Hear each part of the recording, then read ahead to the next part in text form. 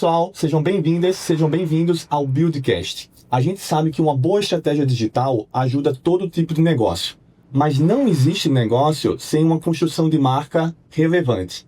E para a gente falar sobre isso e sobre esse tema tão importante, eu estou muito feliz em ter como convidada do Buildcast hoje a Flávia Possani.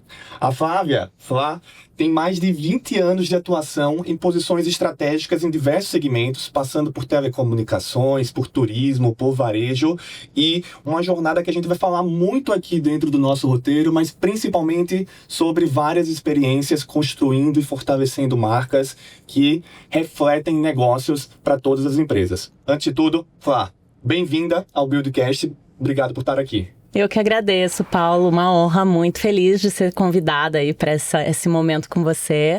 Falar de marca para alguém como o Paulo, especialista em marketing digital, e falar de branding, que é a minha principal vocação, minha principal paixão.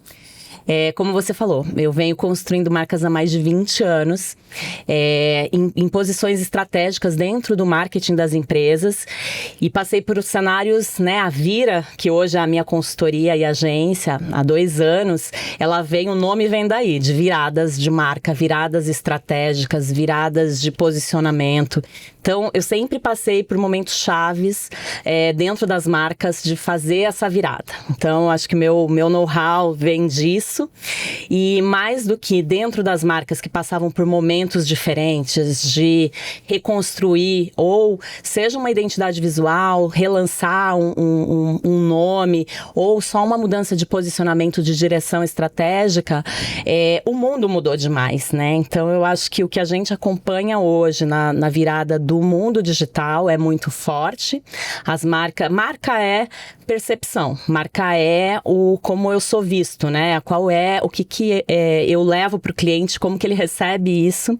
E se marca é percepção, hoje em dia a marca não se comunica mais sozinha, porque com o ambiente digital, com as redes sociais, o cliente ele é um coautor de marca. Então, acho que tem uma transformação muito grande. Então, não é só a virada que eu acompanhei das marcas nesses 20 anos, mas é uma virada do mundo, né? Da transformação digital, como ela vem acontecendo de forma fulminante na esfera toda aí. Então, a gente tem uma transformação grande, a gente tem que repensar as narrativas de marketing, né? Então, como que eu me posiciono. E eu acho que tem um lado muito positivo também dessa transformação, que nenhuma marca mais consegue não ter uma essência muito verdadeira, uma vez que o consumidor tem uma percepção muito clara e consegue conhecer a fundo a verdade de uma marca. Você não consegue mais esconder, não é só você que comunica, né? Você comunica, mas o cliente consegue falar sobre você também, mostrar o seu serviço, o seu produto, gerar conteúdo sobre você. Você não é mais dominante, a linguagem não está só na sua mão. Então, não tem mais como não ter essência, né? E acho que a gente vai falar um pouco disso hoje, como que a gente fala com propósito e com verdade. Sensacional, já chegou chegando.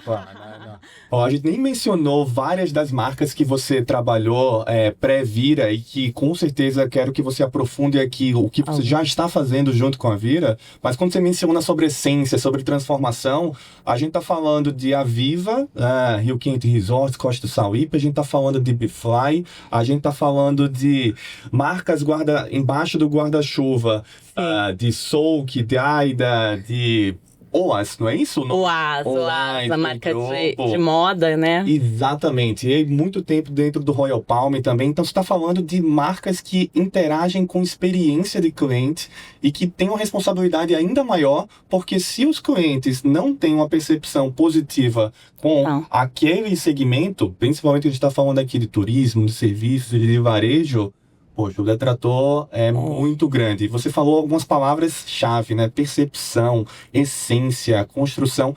Desenvolve um pouco mais aí ao longo desses 20 anos. O que você enxerga como...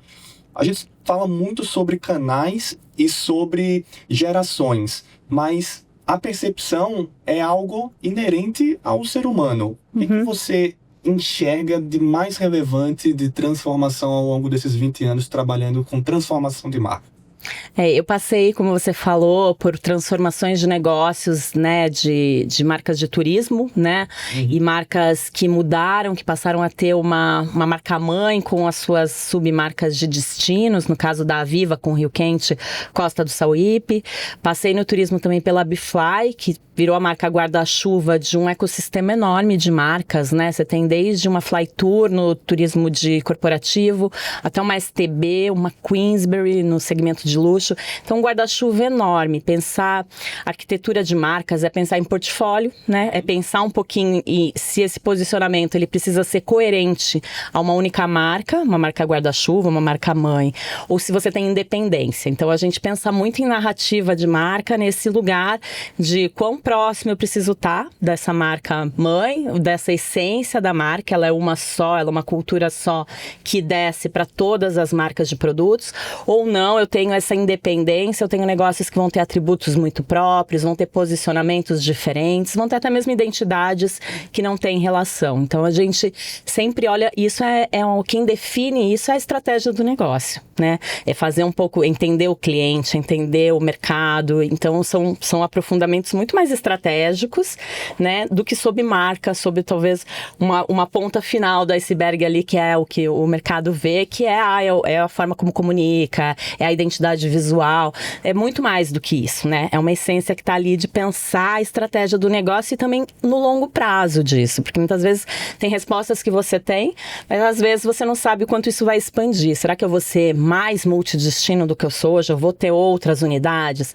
Será que nessa minha marca de negócios de moda eu vou ter outras marcas? Então, assim, são perguntas que às vezes a gente não tem já a resposta, mas existe já uma definição estratégica de longo prazo, médio e longo prazo, que já começa a aparecer, e é a hora que você já define um pouco. Então, vamos deixar um mar mais aberto aqui, uma marca guarda-chuva que pode ou não carregar submarcas distintas ao longo do tempo. Então, são estratégias de portfólio de marcas que são muito determinantes para um negócio. Cara, sensacional. Sensacional. Então, marca é muito mais do que a identidade, é muito mais do que o logo, é muito mais do que o manual de cores. Eu adorei a frase de que é a essência, né? É a percepção dessa essência.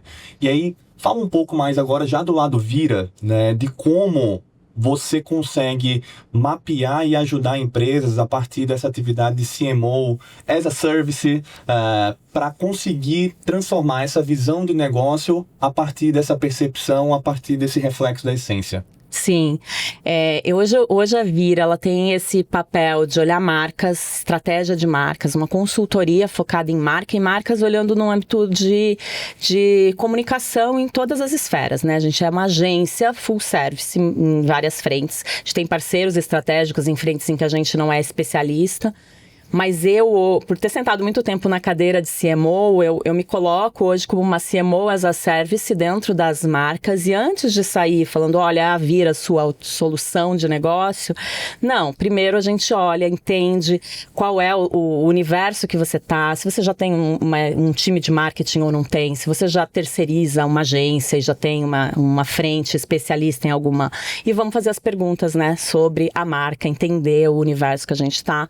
Então, esse papel da CMO as a Service é um modelo que eu acho que hoje cabe a empresas de portes distintos, né? Não necessariamente eu tenho um patamar de ter uma empresa grande que tem C-levels, mas eu ter uma CMO part-time, que eu possa ter esse repertório de muito tempo, né? De muita experiência na construção de marcas para te auxiliar. É uma consultoria estratégica. Muitas vezes eu faço trabalhos presenciais liderando o time interno de marketing ou as agências, não necessariamente a Vira, mas quando é dentro do core da Vira, né? Principalmente na questão de narrativa, de construção de marca, de comunicação e conteúdo, a gente opera como um todo nessa parte full service também. Então eu duplo um pouquinho nessa visão de CMO as a Service, terceirizando uma estratégia, olhando como operar uma estratégia, e a Vira, que opera mesmo como uma agência. marqueteiro e marqueteira tem muita fama de usar jargão. E eu vou pedir para você desmistificar isso aqui, porque você brilhou nessa resposta, mas eu participei até de um casamento recentemente em que a pessoa que estava prestando a cerimônia era um engenheiro que estava zoando o noivo e a noiva, que eram marqueteiros, dizendo: poxa, vocês usam tantos termos específicos que eu fico me perdendo. Quando você está falando de CMO as a Service, destrincha um pouco isso. O que é CMO e o as a Service para ter esse encaixe? Só para a gente ajudar a traduzir aqui. CMO, né, na tradução, é Chief Office Marketing, né? Então, assim, o que é um Chief Office Marketing? Normalmente senta numa cadeira de um board de C-levels dentro de uma companhia grande. Eu já fui CMO de empresas grandes, então eu sentava e só trabalhava para aquela marca. Qual era o tempo que eu realmente, como uma C-level, você olha muito estratégia, né? Daí quando você desce nos níveis de gerenciais, diretor, coordenador, você vai para um caminho de operação mesmo do marketing, né? O C-level é quando você realmente está num nível mais estratégico. Só que o tempo real de um C-level só para estratégia, o tempo que ele gasta hoje realmente no fundo, dentro das empresas, fazendo operacional de marketing é altíssimo. Então, muitas vezes, para uma empresa ter um nível C-level, com salários de C-level, empresas, acho que não precisa ser só as menores ou startups, isso cabe para empresas grandes também. Talvez você não precise de um C-level full-time, né, e ter um C-level part-time, né, um as a service vem desse lugar de você não precisa ter o tempo inteiro, né, é um serviço, você dosa o tempo hora, é quase como o papel de um conselho hoje, né, então eu não preciso ter a Flávia o tempo todo pensando na minha estratégia de marca, mas eu preciso ter algumas horas da Flávia ou de um CMO, do que seria o papel de um CMO, ajudando nessa estratégia. E aí eu acho que é um formato que cabe em mais empresas podem ter um histórico de profissionais que passaram por muito tempo de carreira, que conhecem profundamente vários cenários desafiadores que você pode vir a passar, que o empreendedor pode vir a ter, porque já tive esse repertório, passei por isso por mais de 20 anos, mas você não precisa pagar o valor de um diretor, de um CMO full time. Você não vai precisar disso, né?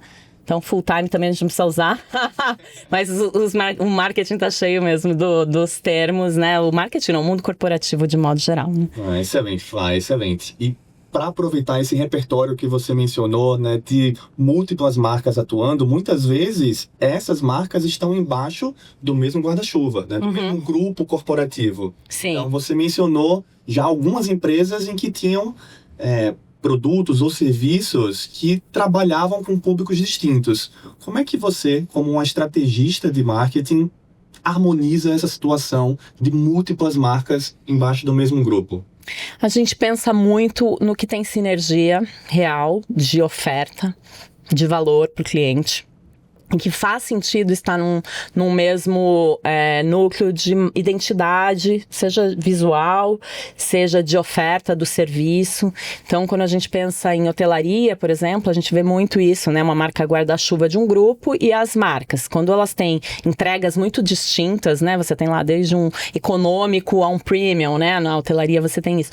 A gente divide. Na moda também. Eu tenho um universo voltado para um lifestyle diferente de um outro o universo da moda, de uma outra categoria de produtos. Então, você distingue isso em termos de marca e cria independências. Quanto mais próximo, mais similaridade com a marca. Então, a gente, acho que é um olhar para a sinergia, né? E aí, pensar um pouquinho o que tem o mesmo tom de voz, o que precisa carregar uma mesma forma de se comunicar, o que tem que ter total independência e que precisa garantir que até seja muito distinto, sabe?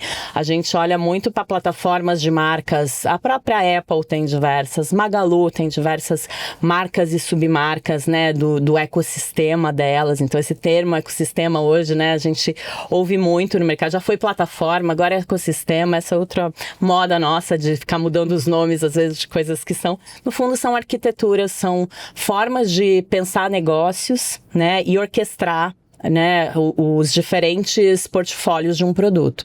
Excelente. Para a gente puxar um pouco mais para o lado digital, como é que essa orquestração né, das múltiplas marcas, como é que a gente consegue refletir isso em canais de e-commerce? E se quiser até aproveitar o e-commerce passa por um dos pontos de contato que os clientes têm com a marca, junto a vários outros. Uhum. Juntar essa questão de preciso ter a minha percepção de marca ou de marcas de acordo com a estratégia. Preciso ter essa essência transmitida em todos os pontos de contato. O e-commerce é um deles, mas existem vários outros. Clientes, múltiplos pontos de contato e omnicanalidade e marca. Como é que a gente consegue endereçar tudo isso? Eu acho que omnicanalidade, né? Eu acho que isso vem antes já de pandemia, mas a gente viu muito isso acontecer na pandemia, né? Quando a gente só teve o universo digital e depois com a volta do físico e voltou com tudo. E como é que essa orquestração aconteceu, né? E acho que o ponto-chave, falando em branding, é coerência. Coerência com o posicionamento, coerência e consistência, né?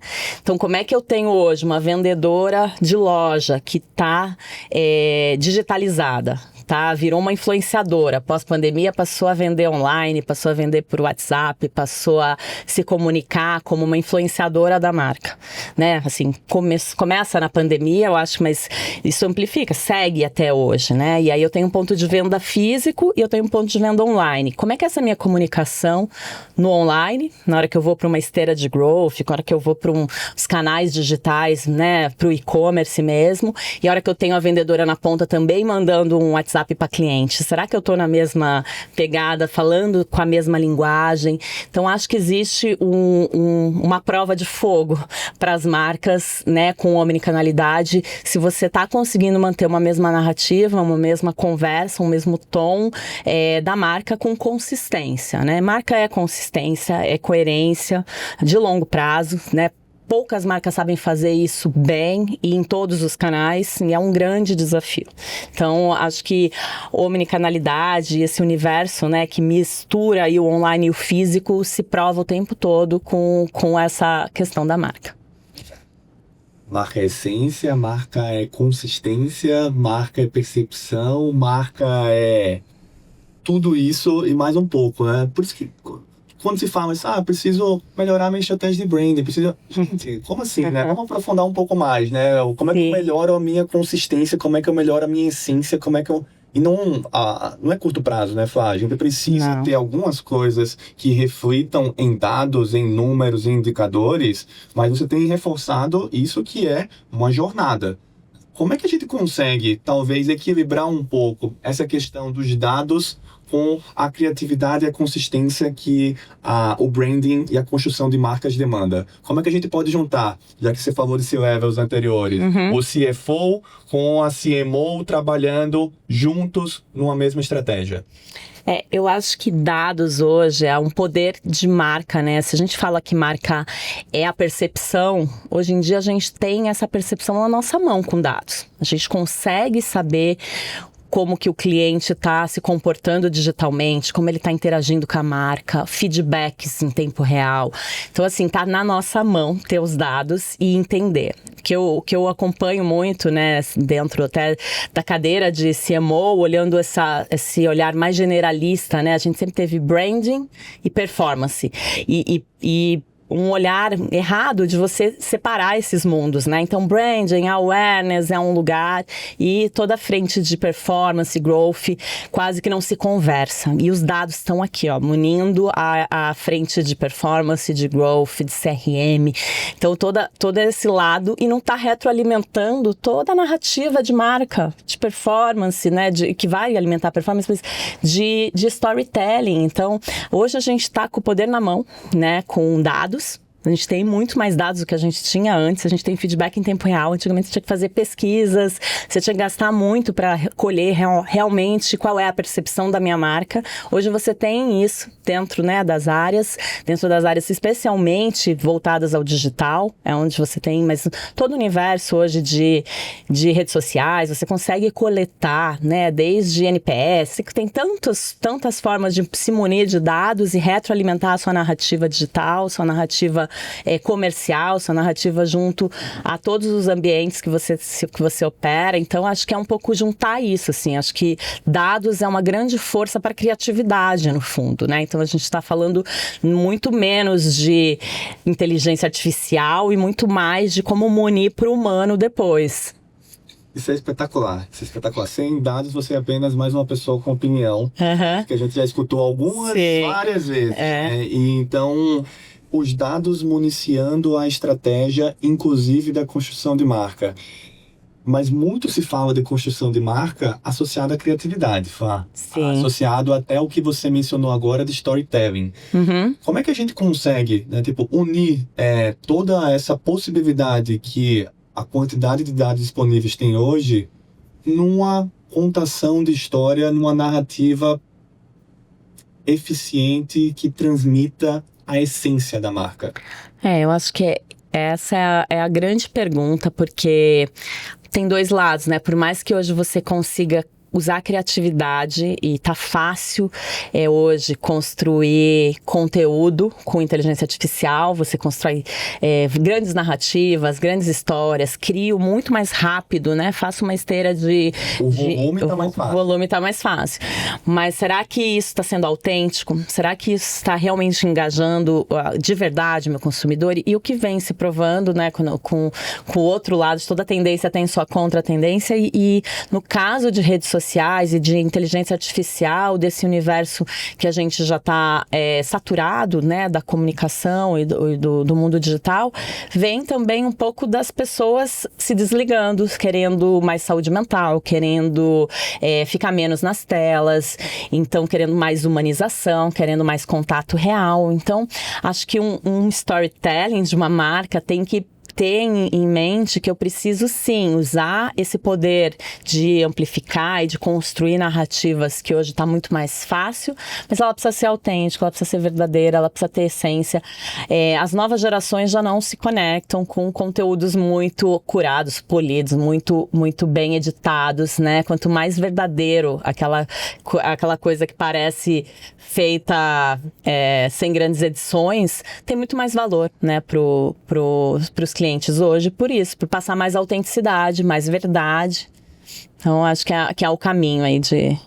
Flá, nessa temática de inteligência artificial, sobre cada tendência tem uma contra-tendência, sobre a facilidade de construção, né, cada bônus tem um ônus, né? Cada pró tem um contra, e como você bem falou, cada tendência tem uma contra-tendência. Essa facilidade de gerar conteúdo, por um lado é positivo, mas por outro, falta curadoria, falta autenticidade, falta a essência da marca que você falou no início.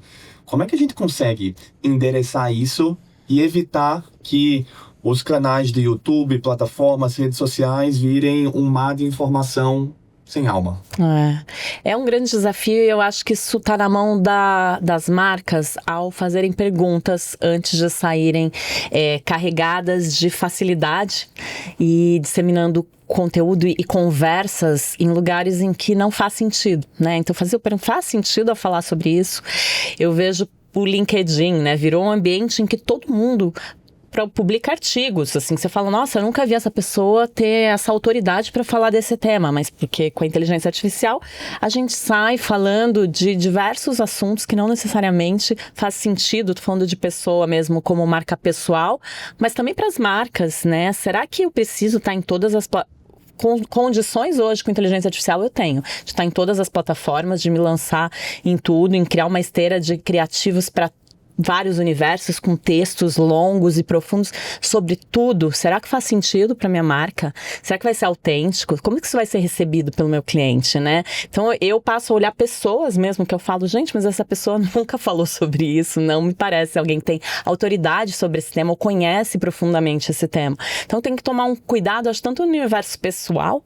LinkedIn tem um pouco desse ambiente, e aí a gente pega muito que é aquele texto com cara de IA, né, e olha como isso depois encontra depois esse profissional, essa pessoa na sua essência profissional mesmo. Então, na marca a mesma coisa, então tem muito conteúdo hoje, assim, os marketings e as marcas, né, e os times precisam ter esse cuidado de pensar mesmo que faz sentido ter conteúdos mais autênticos, não é não usar as facilidades de uma inteligência artificial para a geração de conteúdo. A gente usa e tem que saber usar com esse olhar, com esse cuidado, com essa edição por trás, né? Então, acho que é dar uma pausa, né? Eu vou falar um pouquinho disso também, mas assim, eu acho que às vezes a gente tem que dar uns passos para trás antes de querer estar em todas as plataformas e gerando conteúdos que não fazem sentido para aquela marca. Super sentido. Tanto a resposta quanto a marca analisar se deve estar em todos esses canais. Como é que você teve alguns casos de sucesso super interessantes de construção de marcas autênticas. Então, você teve a questão de produção de canal de YouTube, construção do zero, reconhecida inclusive pela plataforma, que isso é muito mais difícil de conseguir do que você gerar uma periodicidade constante, principalmente agora que tem as facilidades generativas de texto e visual. Exato. Falta autenticidade e falta conexão com o público-alvo. Comenta um pouco sobre como é que você consegue tangibilizar essa autenticidade na construção da marca. Esse caso, né, a gente tinha lá uma plataforma, um espaço de entretenimento, né, um resort com uma área de lazer, com espaço de entretenimento grande, uma comunidade conhecida, né, de um público jovem que era consumidor do parque, né, era um parque aquático. E aí o natural nosso era publicações de influenciadores usando o parque, era o nosso depositube, era isso que a gente colocava. E a gente não entendia que a plataforma, ela era para construir comunidade e conversar com essa comunidade. Então, esse foi um case em que a gente lançou um outro olhar para a plataforma. A gente criou um nome de canal que não levava o nome da marca, ele era focado em desafios, então era o Desafio, e eram sim influenciadores ou nomes que eram convidados para estar no resort, mas se provocando em desafios. Então era uma época da internet em que isso era muito forte no YouTube.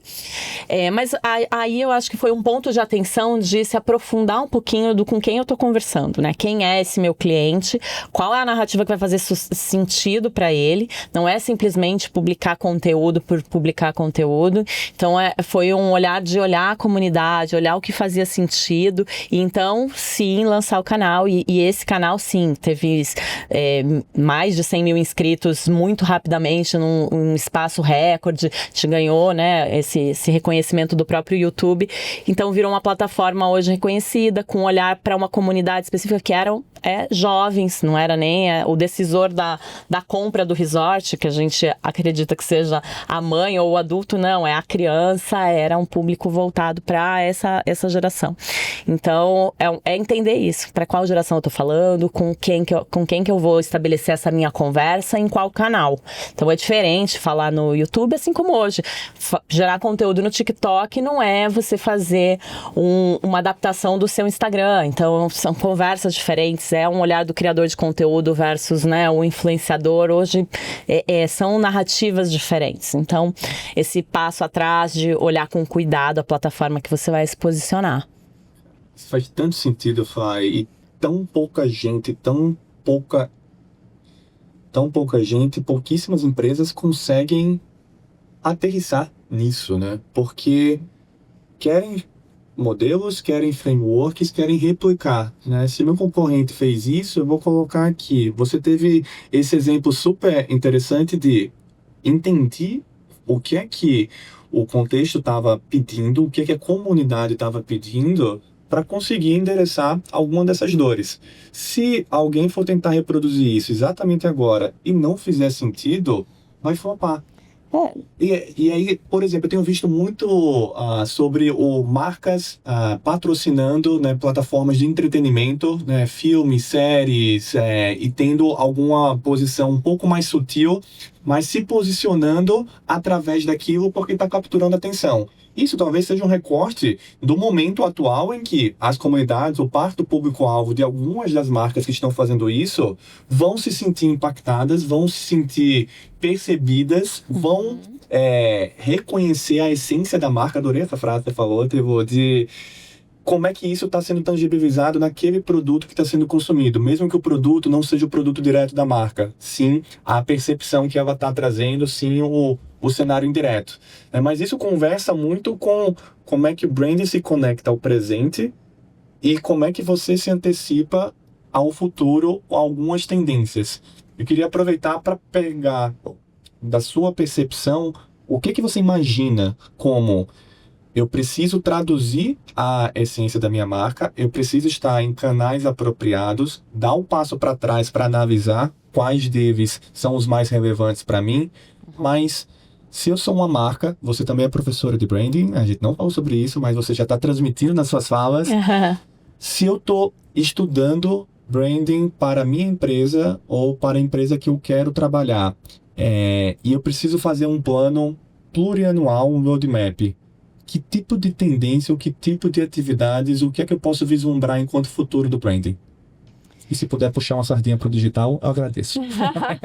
Eu acho que tem um lugar super importante seguir tendências e olhar os grandes guias e mapas de tendências futuras.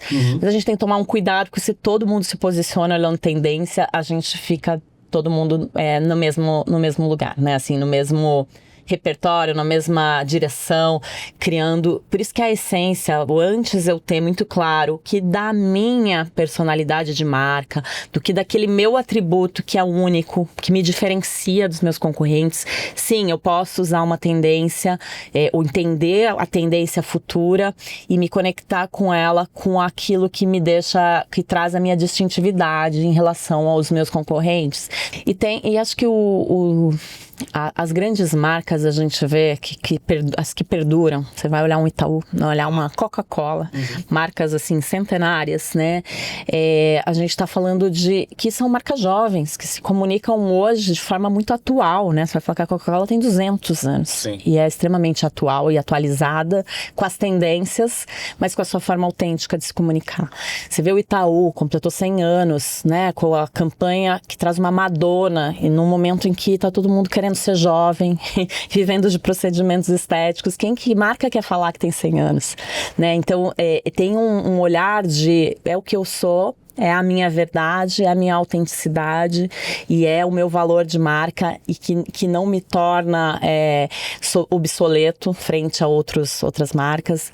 Recentemente eu vi um posicionamento do CEO do Itaú, que ele foi questionado assim, mas Nubank tem emitido muito mais cartões. E ele fala, mas nem sempre é importante para o nosso cliente que ele tenha mais cartões. Às vezes é melhor que é um olhar para o cliente no centro, né? E é um pouco do... Enfim, desse aí a gente penso que ele é muito a essência, assim, da marca, né? A essência da marca tem a ver com a autenticidade, tem a ver com as conexões genuínas que você mencionou com o público. E esse exemplo da Coca é maravilhoso, né? Então, tipo, a Coca, a gente associa a um público jovem, mas ela vem se associando a um público jovem há 200 anos. Então, ela segue jovem. Ela segue jovem com isso. Como é que a gente consegue construir essas conexões? Qual é para uma visão pragmática como a minha, como é que a gente consegue defender esse cenário de, para você ter consistência e autenticidade, você precisa passar por algumas etapas e construir conexões?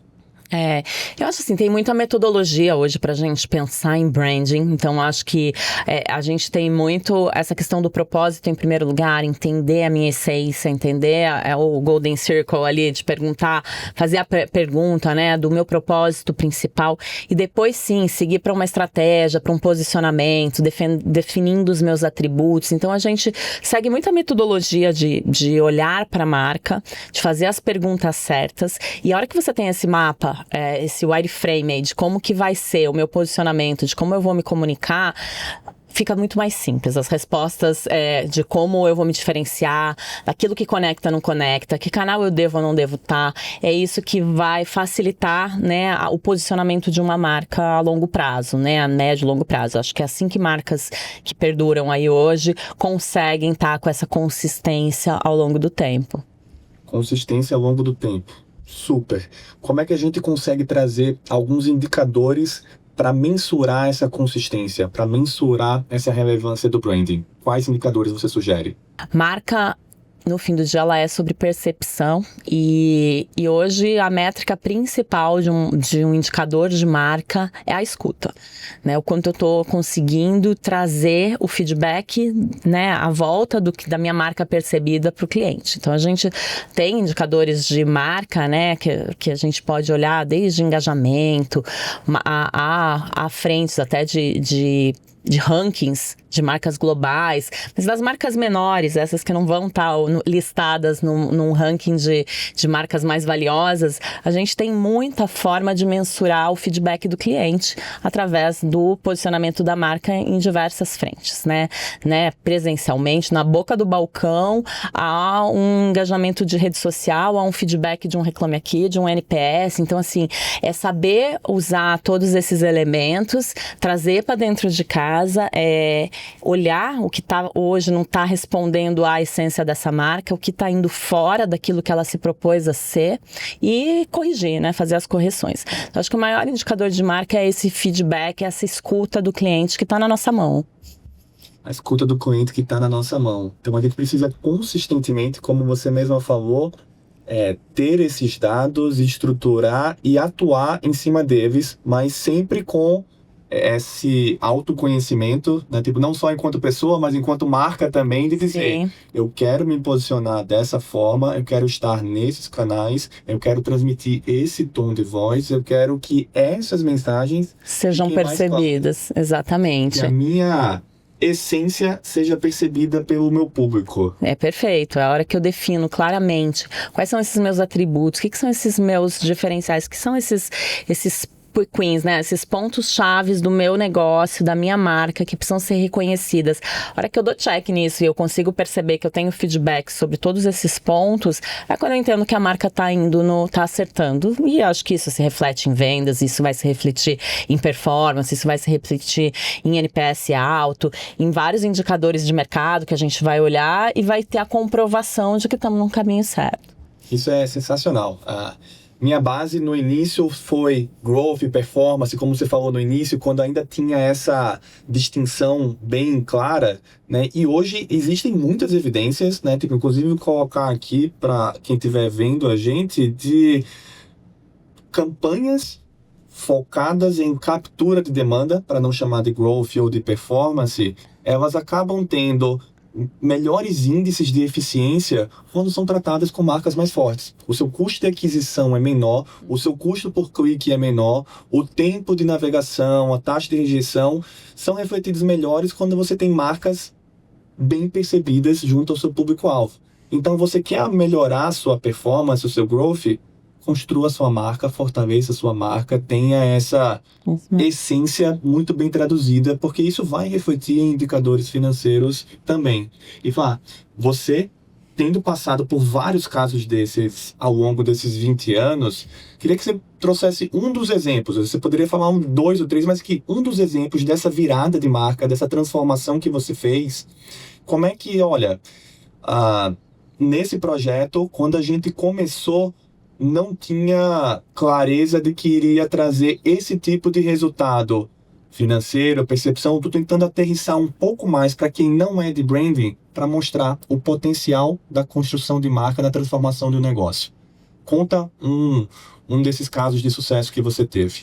A Viva é um grupo multidestinos, tem Rio Quente e Costa do Sauípe hoje, são um destino na Bahia e outro em Goiás. Em Rio Quente tem o Hot Park, que é um parque aquático, tem também um parque dentro do Rio Quente, que é o Parque das Fontes. Então é um produto hoje, é um dos maiores clubes de férias, né, de timeshare, que são sócios um ticket médio altíssimo, né? Médio altíssimo. E foi pioneiro nisso, né? Então o Rio Quente tem esse valor enorme, e com a chegada da Costa do Sauípe, quando o Rio Quente adquire a Costa do Sauípe, também passa a ser multidestinos, né? Um sócio do Rio Quente pode usar a Costa do Sauípe, e o sócio Costa do Sauípe já tinha seu timeshare menor ali, mas também pode usar. Mas a grande virada de chave, no caso da Aviva, foi o novo posicionamento. A marca Aviva nasceu junto com esse novo posicionamento, né? Que é o de pensar que o foco não é mais hospitalidade, não é só um lugar para eu me hospedar e ter uma experiência de lazer, não, o foco é o lazer. Então o foco é o entretenimento antes, eu vou para me divertir. Por acaso eu tenho onde dormir, não eu vou para dormir, para ficar num hotel e aí eu vou aproveitar e vou no parque, é o oposto. Então essa virada de chave foi daí que veio toda a identidade visual, o nome Aviva, que exalta um pouco essa celebração da vida, vibrante, com uma linguagem muito de entretenimento, de lazer. Então isso conectou os dois destinos, também tiveram seus rebrands. Então acho que isso foi uma virada de chave importante, reposiciona o produto, cria assets super importantes, não só visuais, mas também de produto que perduram até hoje. Então, assim, isso já faz mais de 3, 4 anos, não vou me lembrar exatamente a virada de chave, acho que foi 2019, 2020, foi antes de pandemia. Então, esse nascimento da marca Viva. E hoje você olha a consistência, isso que a gente está falando, né? Em todos os lançamentos, hoje ainda segue, vai ter um novo parque em Costa do Sauípe, você vai ter tem mudanças nos produtos dentro do resort, dos resorts dentro dos destinos, e a consistência, né? Esse foco no entretenimento, esse olhar sempre muito coerente com o foco do entretenimento, com o foco do lazer. Então, isso perdura, né? Acho que é uma marca que foi construída com esses assets muito tangíveis, muito percebidos pelo cliente, com feedbacks muito claros. Então, em todos os mercados, né? A gente lá tem o mercado forte B2B, o mercado B2C, tem o clube de férias. Então, acho que em todos independente do público que eu tô falando, eu consigo manter essa narrativa, essa consistência. Isso é tão poderoso, né, Flá? Porque a gente se conheceu pré-Aviva, ainda no Rio Quente Resorts, e eu não conhecia a empresa antes de trabalhar para lá, não tinha me hospedado, visitado, e quando eu fui perguntar para alguns colegas, uma frase veio com recorrência que era: o Rio Quente Resorts é sopa de gente velha, porque era água quente e ia muita terceira idade.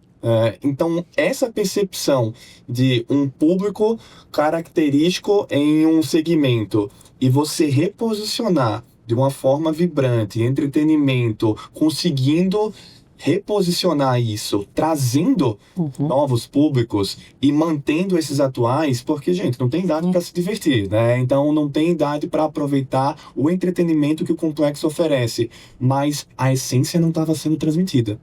Então, eu, quando visitei pela primeira vez, foi do Parque das Fontes, eu fiquei deslumbrado e fico até hoje, né? Que é algo mágico, mas essa magia, conversando com o público, não estava sendo percebida, a essência não estava sendo transmitida. E quando incorporam outras unidades de negócio, tem todos os econômicos, tem todo o P&L, tem todo o DRE, mas se isso não é transmitido com consistência, se os assets não são distribuídos nos canais e mensagens apropriadas, esse público não vem. Então, a força da marca reforça muito essa questão do negócio, né? Marca é negócio, não é secundário, é prioritário.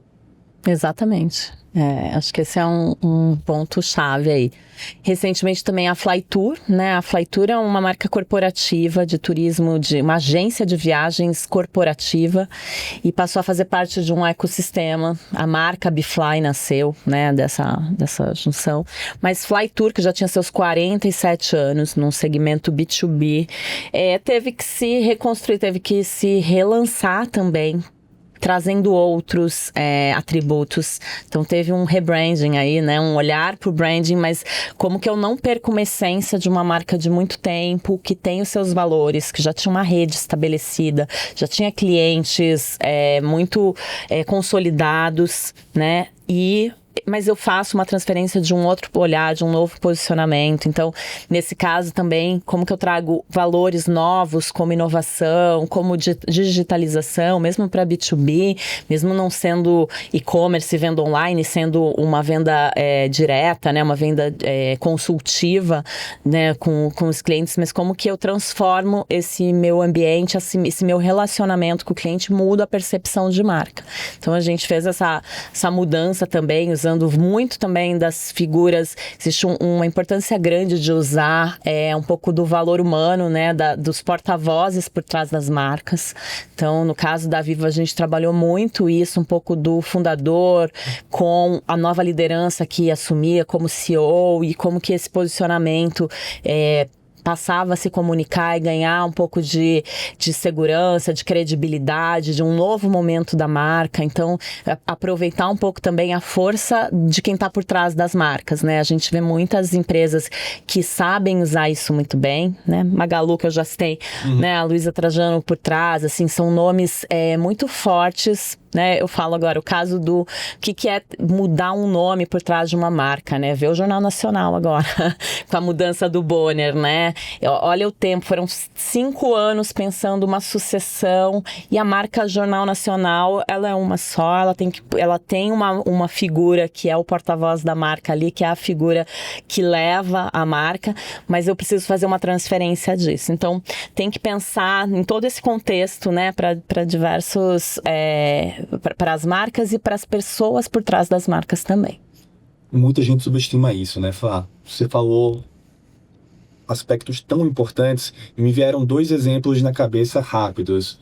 Um positivo, você já mencionou do Itaú, sobre o rebranding recente do Itaú, em que oficializou o logo laranja. E eu lembro de uma apresentação do então CMO mencionando várias postagens dentro. Mas o Itaú já não era laranja?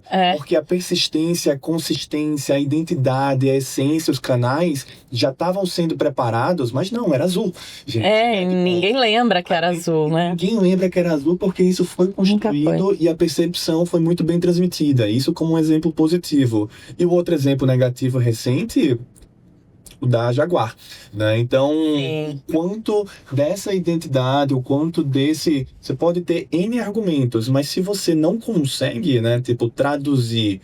Eu gostei muito dessa frase, é a 4ª vez que eu vou falar, mas se você não consegue transmitir a essência da marca e não consegue ser percebido, poxa, você pode virar uma tendência, mas não algo sustentável, que é o que marcas fortes precisam ter, como você mencionou algumas vezes, é consistência, né? E para pegar esse gancho, eu estava recentemente num congresso de marcas de luxo, e um dos aspectos foi como marcas que tinham feito uma identidade visual mais minimalista passaram a retomar uma visão mais autêntica, né? O exemplo clássico para mim é Yves Saint Laurent.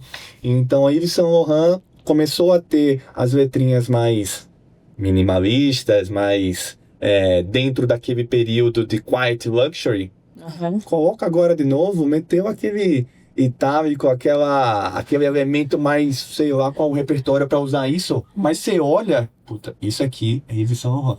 Isso aqui carrega uma história, carrega uma essência que mesmo eu não sendo um público consumidor, consigo entender que aquilo tem uma autenticidade, tem uma identidade. É o que eu falo do desafio e do perigo de você só seguir tendências, de você, todo mundo seguir para uma mesma direção, né? Então, quando uma tendência, a tipografia minimalista, o modo de... E vai todo mundo para aquele lugar, quanto se perde de uma essência, de uma questão em que eu tenho já uma notoriedade e eu jogo isso fora. Então, acho que é muito disso, da minha autenticidade versus o seguir a tendência pura e simplesmente e deixar isso de lado, né? Então, tomar muito cuidado com como que eu olho as tendências hoje, como que eu vou seguir ou não tendências. Excelente. Para falar sobre tendências e autenticidade, eu vou chamar o nosso quadro Alicerce. O quadro Alicerce é para pegar dicas de quem já construiu para quem quer construir. Então, você já falou sobre diversos aspectos super importantes quando se fala de transformação cultural, de construção de marcas, como essência, autenticidade e consistência. Para quem está entrando ou deseja migrar e atuar mais nessa área de construção de marcas, o que você recomendaria para essa pessoa? Eu acho que a principal dica que eu diria é, antes de começar a pensar em marca, volte 2 casas. E faça perguntas, defina claramente o porquê que você está fazendo, por que você existe, qual é o seu propósito. Então, voltar um pouco e perguntar por quê que eu existo, o que eu quero responder no mercado e por que eu preciso contar essa história, né? Então, em que lugares eu preciso estar, por que eu preciso me posicionar. Então, acho que é um passo atrás, né? Às vezes eu chamo dentro dos meus clientes do slow marketing, sabe? Não é estar em tudo, não é fazer uma esteira de, olha, porque a gente produz 2 conteúdos por semana, tantas newsletters, tá, mas produz por quê? Dar uma volta atrás e questionar antes de sair produzindo conteúdo ou de sair comunicando a marca. Então, acho que essa é a principal dica de perguntar antes de se questionar o porquê do seu negócio. Sensacional. A gente tem que colocar a imagem do Simon Sinek aqui, né? Pelo porquê. Comece pelo porquê. Total. Esse é um grande guia, sem dúvida, assim. Marcas duradouras olham, né? Fazem essa pergunta antes. Então, acho que é, sim, um pouco do propósito, do perguntar o porquê, mas também de perguntar por quê, pra quê, pra quem.